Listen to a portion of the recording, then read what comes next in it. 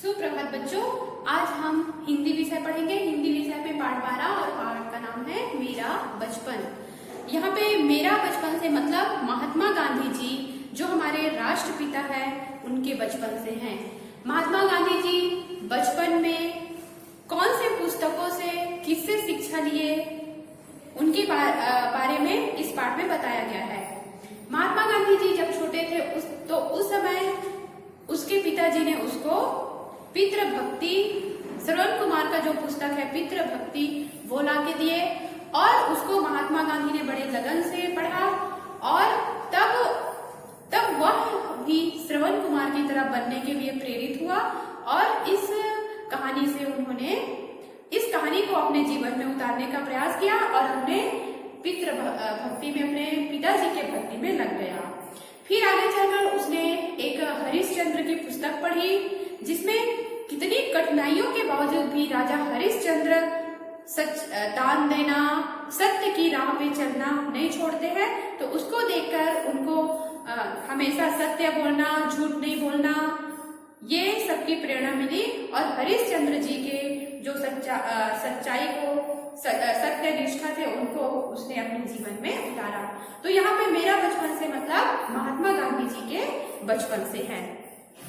तो आइए बच्चों इसको पढ़ते हैं। महात्मा गांधी जी कहते हैं कि मेरे पिताजी का नाम करमचंद गांधी है। महात्मा गांधी जी कहते हैं कि मेरे पिताजी का नाम करमचंद गांधी है और वे राजकोट के दीवान थे। वे सत्यप्रिय, साहसी और उदार व्यक्ति थे। वे सदा उचित न्याय करते थे। मेरी माता का नाम पुतलीबाई था। उनका स्वभाव बहुत अच्छा था। वे धार्मिक विचारों की महिला थी। पूजा पाठ किए बिना भोजन नहीं करती थी। महात्मा गांधी जी लिखते हैं कि मेरे पिताजी का नाम करमचंद गांधी था और वे राजकोट के दीवान थे। वे सत्य प्रिय थे। हाँ, कभी झूठ नहीं बोलते थे, हमेशा सच का साथ देते थे। वो सत्य प्रिय थे, वो साहसी थे, कभी किसी बात से नहीं डरते थे, हमेशा हर कठिनाइयों का सामना साहस से करते थे। वे उदार व्यक्ति थे, वे दूसरों पर दया करते थे। तो महात्मा गांधी जी के पिताजी करमचंद गांधी एक सत्यप्रिय, साहसी और उदारवादी व्यक्ति थे। वे सदा उचित न्याय करते थे। कभी भी किसी को उसके न्याय से किसी को भी परेशानी नहीं हुई। जो उचित रहता था वो वही न्याय करते थे। और महात्मा गांधी जी के माता का नाम पुतलीबाई, वो धार्मिक प्रवृत्ति की महिला थी। वो कितना भी काम करते करते कितना भी देर हो जाए, कितने भी घंटे हो जाए, लेकिन बिना नहाए भोजन नहीं करती थी। नहाने के बाद पूजा पाठ करती थी, उसके बाद भोजन करती थी। 2 अक्टूबर 1869 को पोरबंदर में मेरा जन्म हुआ। महात्मा गांधी जी का जन्म कब हुआ? 2 अक्टूबर 1869 को पोरबंदर में महात्मा गांधी जी का जन्म हुआ। पोरबंदर से पिताजी जब राजकोट गए तब मेरी आयु 7 वर्ष की होगी। पाठशाला में, फिर ऊपर के स्कूल में और वहां से हाई स्कूल में गया। महात्मा गांधी जी कहते हैं कि जब पोरबंदर से उसके पिताजी राजकोट गए तब उनकी आयु कितनी थी? 7 वर्ष की थी और वहीं रहते रहते उन्होंने हाई स्कूल तक की परीक्षा पास की। एक बार पिताजी श्रवण पितृभक्ति नामक नाटक की एक किताब खरीद लाए। मैंने उसे बड़े शौक से पढ़ा। उन्हीं दिनों शीशे में तस्वीर, बायोस्कोप मतलब शीशे में तस्वीर दिखाने को बायोस्कोप दिखाने वाले लोग आया करते थे। तभी मैंने अंधे माता पिता और बग्घी पर बैठकर ले जाने वाले श्रवण कुमार का चित्र देखा। इन बातों का मेरे मन पर बहुत प्रभाव पड़ा। मन ही मन मैंने कहा कि मैं भी श्रवण की तरह बनूंगा। एक दिन महात्मा गांधी के पिता करमचंद गांधी ने एक पुस्तक, श्रवण पितृभक्ति नामक पुस्तक महात्मा गांधी जी को लाके दिया और महात्मा गांधी ने उन्हें बहुत शौक से पढ़ा और पढ़ने के बाद उन्हीं दिनों वहां पर बायोस्कोप मतलब चित्र दिखाने वाले लोग आए। तो उसने देखा कि श्रवण कुमार अपने अंधे माता पिता को बागी मतलब कांवर में बैठा के कैसे ले जा रहे हैं उनको, और इस कहानी का उसके मन पर बहुत गहरा प्रभाव पड़ा और उसने भी ठान लिया कि मैं भी श्रवण कुमार की तरह अपने माता पिता का सेवा करूंगा। मैंने सत्यवादी हरिश्चंद्र जी के नाटक देखे, बार बार उसे देखने की इच्छा होती थी। हरिश्चंद्र के सपने आते थे, बार बार मेरे मन में यह बात उठती थी कि हरिश्चंद्र की तरह सत्यवादी क्यों न बने। यही बात मन में बैठ गई, चाहे हरिश्चंद्र की भांति दुख उठाना पड़े, पर सत्य को कभी नहीं छोड़ना चाहिए।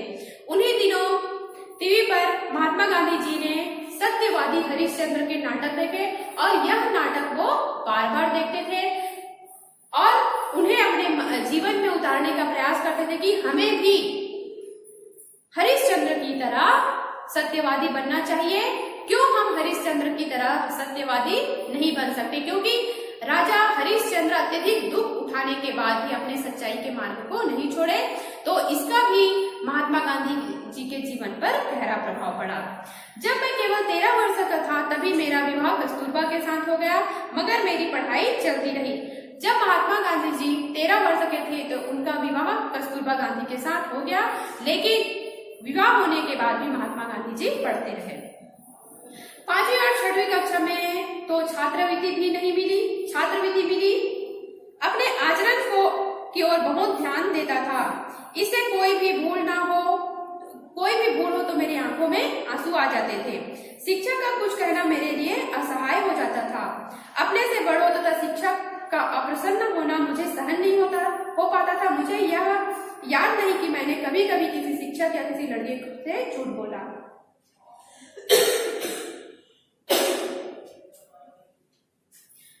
महात्मा गांधी जी कहते हैं कि जब वो 13 वर्ष की आयु में थे तब उनकी शादी कस्तूरबा गांधी के साथ हो गया, लेकिन यहाँ उसकी पढ़ाई रुकी नहीं, पढ़ाई चलती रही।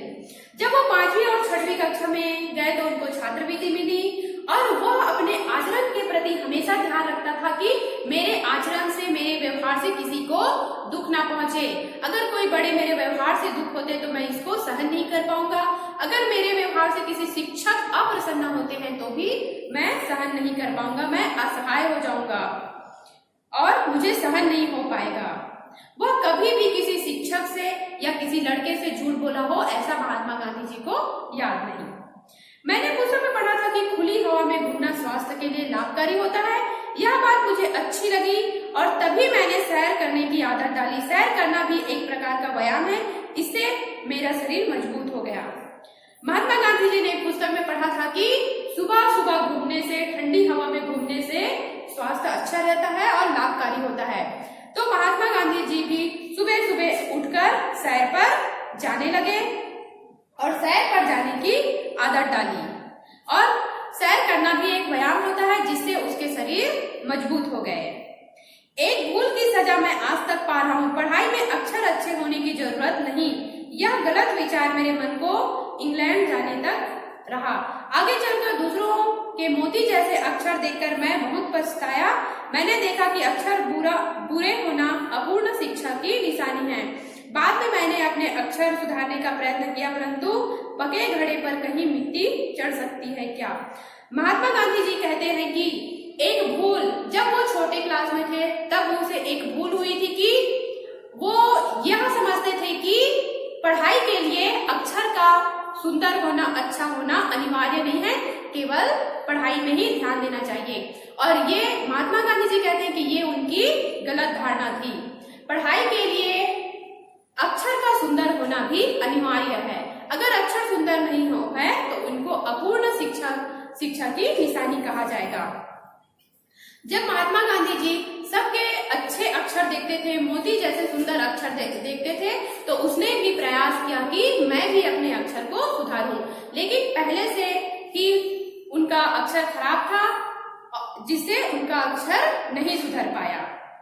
सुलेख शिक्षा एक जरूरी अंग है, उसके लिए चित्रकला सीखनी चाहिए। बालक जब चित्रकला सीखकर चित्र बनाना जान जाए, तब यदि अक्षर लिखना सीखे तो उसके अक्षर मोती जैसे बन सकते हैं। महात्मा गांधी जी कहते हैं कि पढ़ाई के लिए, अक्षर को सुधारने के लिए सुलेख शिक्षा भी अनिवार्य है। अगर बच्चा चित्रकला सीख जाए, चित्र बनाना सीख जाए, तो उनका जो अक्षर है वो सुधर जाएगा और मोती जैसे सुंदर दिखने लग जाएंगे। मेरे संस्कृत शिक्षक काम लेने में बड़े सख्त थे और फारसी के शिक्षक नरम थे। महात्मा गांधी जी के जो संस्कृत के शिक्षक थे वे काम लेने में बहुत सख्त।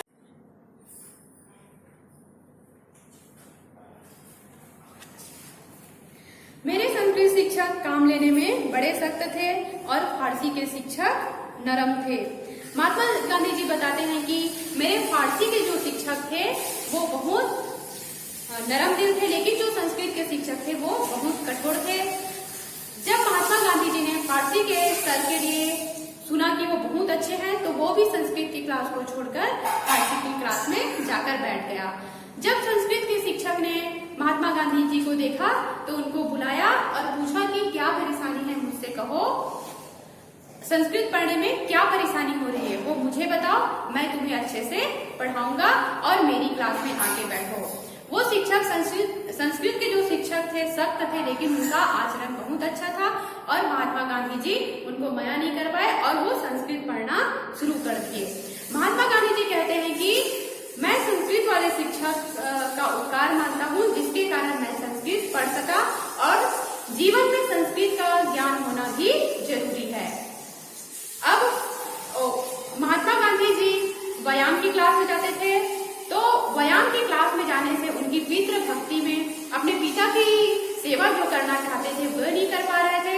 इसलिए उसने अपने शिक्षक जो व्यायाम के शिक्षक थे उनको प्रार्थना पत्र लिखते हैं कि सर मैं व्यायाम की क्लास में नहीं आ पाऊंगा, क्योंकि ऐसा करने से मैं अपने पिताजी की सेवा नहीं कर पाता हूँ। क्योंकि जैसे ही स्कूल से छुट्टी होता था तो महात्मा गांधी जी घर आके अपने पिता की सेवा में लग जाता था और इनकी प्रेरणा उसको श्रवण कुमार की जो पितृ भक्ति की पुस्तक थी उनसे मिली थी। लेकिन व्यायाम वाले शिक्षक ने, हेड मास्टर ने उनको नहीं छोड़ा, तुमको व्यायाम करना पड़ेगा।